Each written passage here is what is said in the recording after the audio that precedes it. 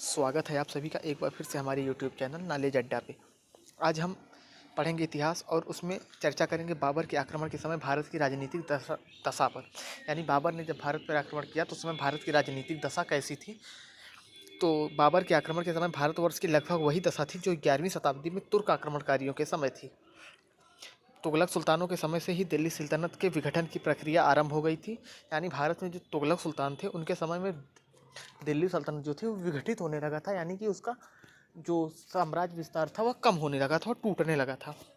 जब मोहम्मद बिन तुगलक के समय में विजयनगर और बहमनी राज्यों की स्थापना हुई थी। यानी कि जब मोहम्मद बिन तुगलक जो था वो दिल्ली का सुल्तान था उस समय दिल्ली सल्तनत टूट गई थी और दक्षिण में दो बड़े राज्य बहमनी साम्राज्य और विजयनगर की स्थापना हो गई थी। लोधी सुल्तानों का राज्य आंतरिक रूप से दुर्बल हो चुका था क्योंकि लोधियों में दृढ़ता एवं राजनीतिक एकता की कमी थी। अंतिम लोधी का जो सुल्तान था इब्राहिम लोधी, उसके काल तक दिल्ली सल्तनत की सीमाएं सिकुड़ कर दिल्ली, आगरा, दोआब, जौनपुर तथा बिहार तक ही सीमित रह गई थी।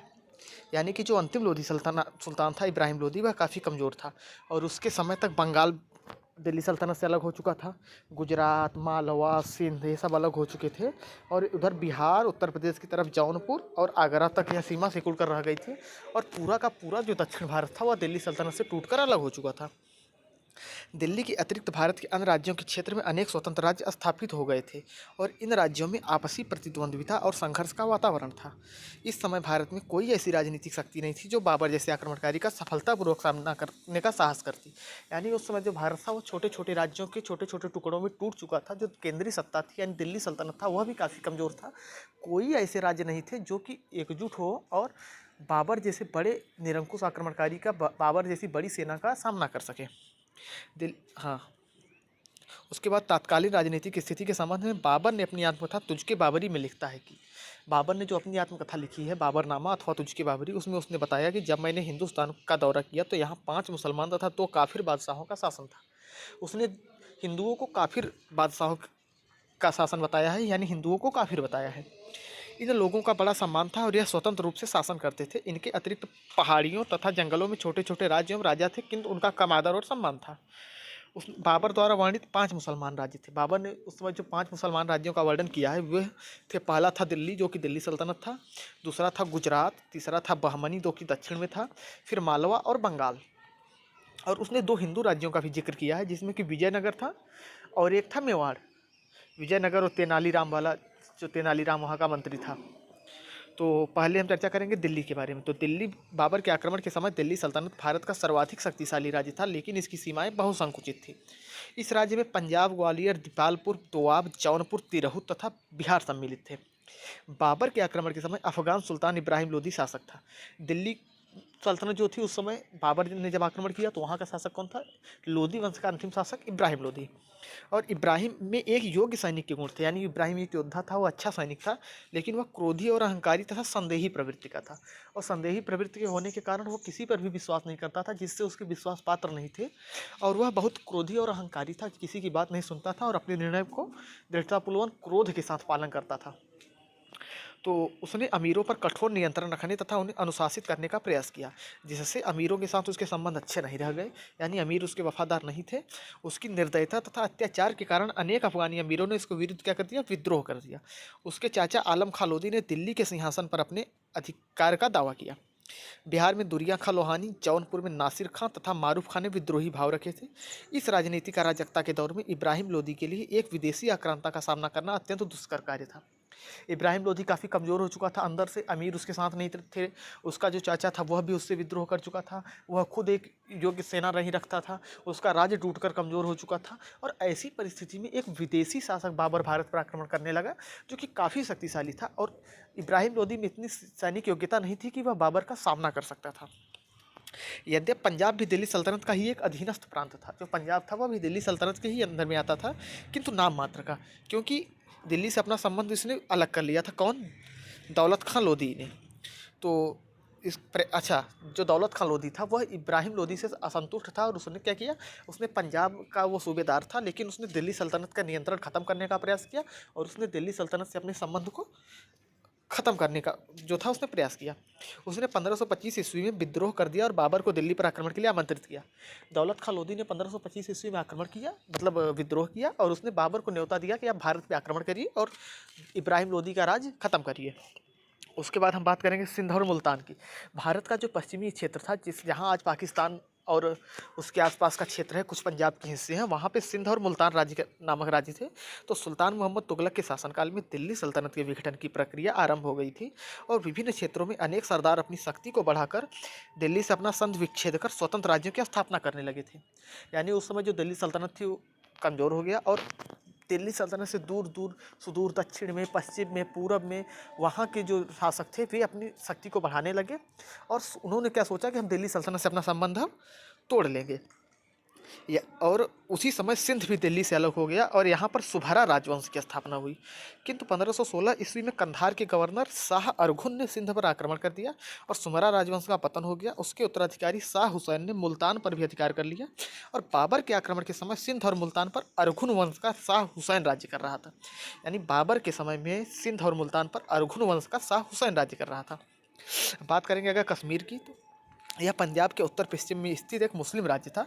इस स्वतंत्र राज्य की स्थापना 1339 ईस्वी में शाह मिर्जा ने की थी। जैनुल आबदीन कश्मीर के शासकों में सर्वश्रेष्ठ था। उसके शासनकाल में इस राज्य ने काफ़ी प्रगति की, इसी कारण उसे कश्मीर का अकबर कहा जाता था। अगर सवाल आता है कि कश्मीर का अकबर किसे कहा जाता था, तो जैनुल आबदीन को कश्मीर का अकबर कहा जाता था। किंतु 1740 ईस्वी में उसकी मृत्यु हो गई। उसके पश्चात कश्मीर में अव्यवस्था एवं अशांति फैल गई और इस राज्य की शक्ति क्षीण हो गई। अगला राज्य है मालवा। तो बाबर ने जिस राज्य का जिक्र किया उसमें मालवा एक राज्य है। तो बाबर ने क्या जिक्र किया कि बाबर के आक्रमण के समय मालवा में खिलजी वंश का महमूद द्वितीय शासन कर रहा था। मालवा फिरोज तुगलक के काल में दिल्ली सल्तनत से पृथक हो गया था और वहाँ के तुगलक सूबेदार दिलावर खां गोरी ने स्वतंत्रता की स्थापना करके गोरी राजवंश की स्थापना की। यह वह गोरी नहीं था जो दिल्ली सुल्तान में गोरी भारत पर आक्रमण करता था, मोहम्मद गौरी, यह दूसरा गोरी वंश था, तो कंफ्यूज मत होइएगा। तो 1435 ईस्वी में गौरी वंश की स्थापना पर खिलजी वंश की स्थापना की गई। महमूद द्वितीय 1512 ईस्वी में गद्दी पर बैठा। उसके शासनकाल में राज्य की संपूर्ण शक्ति मेदिनी राय के हाथों में थी। मेदिनी राय एक राजपूत था और उसको काफ़ी ज़्यादा शक्ति मिली हुई थी, तो उसने राज्य के समस्त उच्च पदों पर राजपूतों को नियुक्त किया। मेदिनी राय राजपूत था तो उसने समस्त उच्च पदों पर अपने रिश्तेदारों, परिवारजनों को नियुक्त किया। इसका विरोध करने के लिए राज्य के मुस्लिम अमीरों ने गुजरात के सुल्तान मुजफ्फर शाह द्वितीय को मालवा पर आक्रमण करने के लिए प्रोत्साहित किया। तो जब सभी बड़े बड़े पदों पर राजपूत को मेदिनी राय रखने लगा तो वहाँ के लोग नाराज हो गए। जो मुस्लिम शासक थे उन्होंने गुजरात का जो सुल्तान मुजफ्फर शाह द्वितीय था उसको आमंत्रित किया कि आप मालवा पर आक्रमण कर दीजिए। उसके बाद गुजरात की बात करें तो सन 1401 ईस्वी में गुजरात के गवर्नर जफर खान ने दिल्ली सल्तनत से अपना संबंध विच्छेद कर अपने आप को स्वतंत्र घोषित कर लिया और सुल्तान मुजफ्फर शाह की पदवी धारण की। इसी प्रकार तैमूर के आक्रमण से उत्पन्न अराजकता की स्थिति का लाभ उठाकर जफर खान ने गुजरात में एक स्वतंत्र मुस्लिम राज्य की स्थापना की। यद्यपि वहाँ अनेक शक्तिशाली सुल्तानों ने प्रशासन किया, किंतु सुल्तान महमूद बेगड़ा इस वंश का सबसे प्रतापी शासक था। उसने चंपानेर, जूनागढ़ तथा कच्छ को जीतकर राज्य का विस्तार किया और पुर्तगालियों को भी राज्य से बाहर निकालने का प्रयत्न किया। अगर बात करें बंगाल की, तो उस समय बंगाल में हुसैनी वंश का स्वतंत्र राज्य था। सुल्तान अलाउद्दीन हुसैन शाह इस वंश का प्रथम सुल्तान था। उसने अपनी योग्यता के बल पर बंगाल की सीमा का विस्तार किया। सुल्तान अलाउद्दीन को दिल्ली के सुल्तान सिकंदर लोधी के साथ भी युद्ध करना पड़ा क्योंकि उसने जौनपुर के हुसैन शाह को शरण दी थी। बाबर का समकालीन बंगाल का शासक कौन था? अलाउद्दीन हुसैन का पुत्र नुसरत शाह। और अगर हिंदू राज्यों में मेवाड़ की बात करें तो बाबर के आक्रमण के समय मेवाड़ राजस्थान का एक शक्तिशाली राजपूत राज्य था जिसकी राजधानी क्या थी? चित्तौड़। और बाबर के आक्रमण के समय मेवाड़ का शासक था राणा संग्राम सिंह, जिसका नाती था राणा प्रताप, जो अकबर से हल्दी घाटी के युद्ध में लड़ा था। वह राजपूत शक्ति का आगरा और दिल्ली में भी विस्तार करना चाहता था, इसलिए इब्राहिम लोदी के साथ उसके संबंध अच्छे नहीं थे।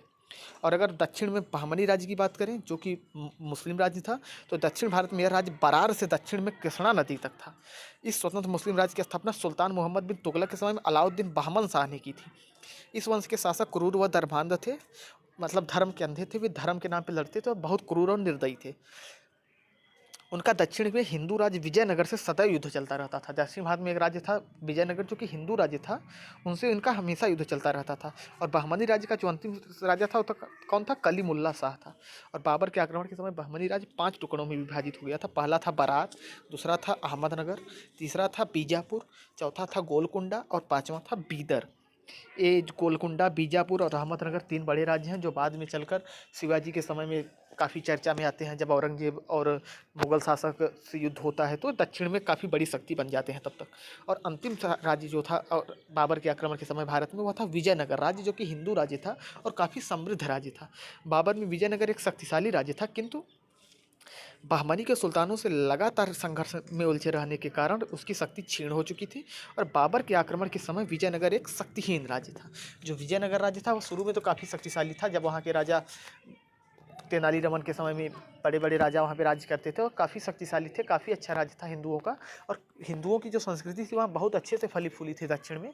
लेकिन वह अपने समय के साथ खराब होती चली गई, और जब बाबर ने भारत पर आक्रमण किया 1526 ईस्वी में, तो वह विजयनगर साम्राज्य अपनी अच्छी स्थिति में नहीं था, बल्कि उसकी स्थिति क्या थी, काफ़ी खराब हो चुकी थी।